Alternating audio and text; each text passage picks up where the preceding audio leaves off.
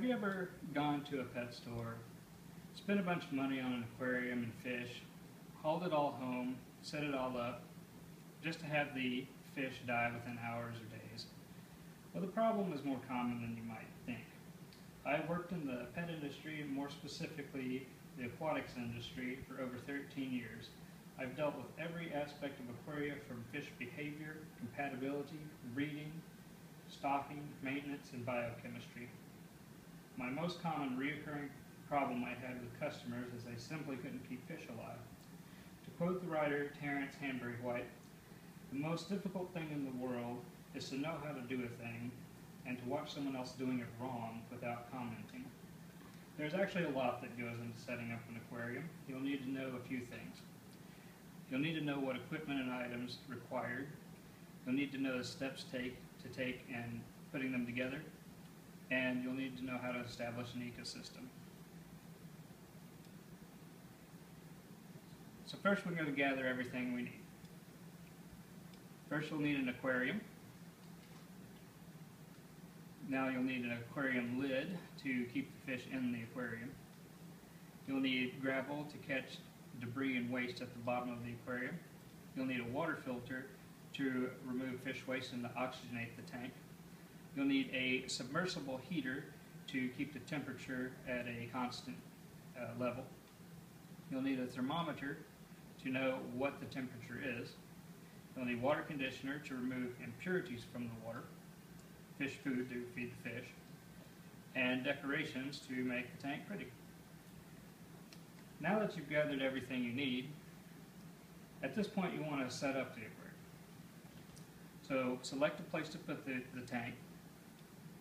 Then add your gravel. It's 1 pound of gravel per gallon.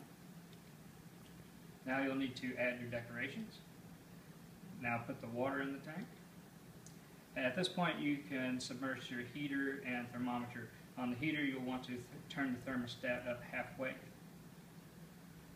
And now you can add your water filter to the aquarium.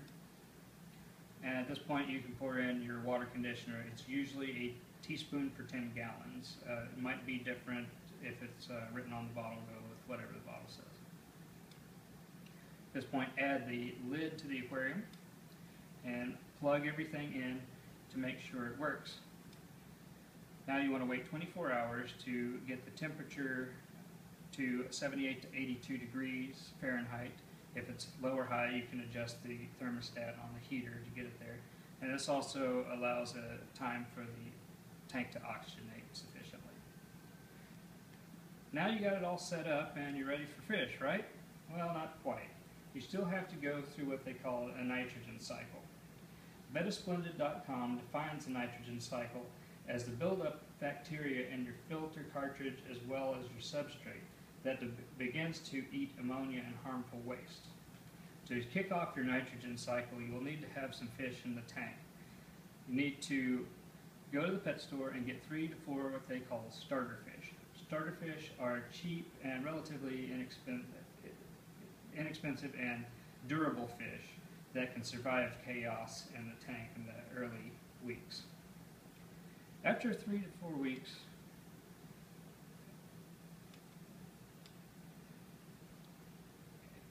when you get the fish home, you'll need to put them in the aquarium and float the bag for 10 to 15 minutes.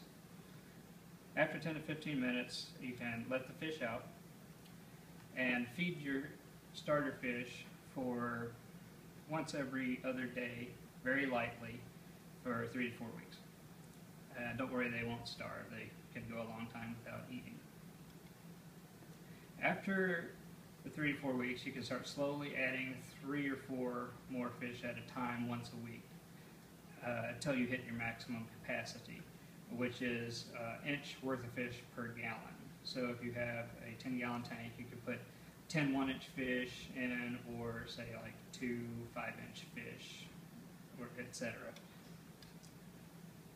Now you have successfully started your aquarium.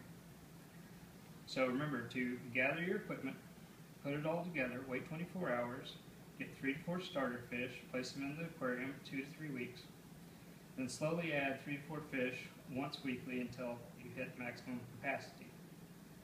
According to AmericanPetProducts.org, there are over 12.3 million households that own freshwater fish aquarium in the USA. Out of those households, how many of them do you think suffered casualties in an attempt to keep fish alive? I hope that this information has shed some light on the subject.